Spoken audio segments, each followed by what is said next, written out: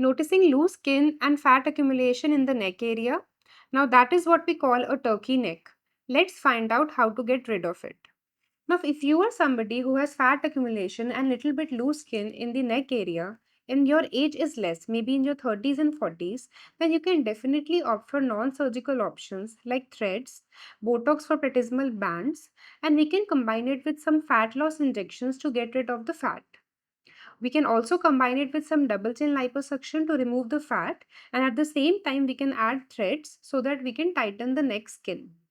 However, on the other hand, if you are in the older age group, let's say 50s and 60s or even 70s, then clearly you will have significant neck sagging with or without some fat accumulation. In these cases, we prefer to opt for the option of surgical lift, which is known as a neck lift. Through this method, we are able to tighten all the loose skin in the neck area. We can remove some fat by liposuction at the same time if it is a concern, and the results are going to be longer lasting. They can last you for almost 10 years if you maintain a good lifestyle.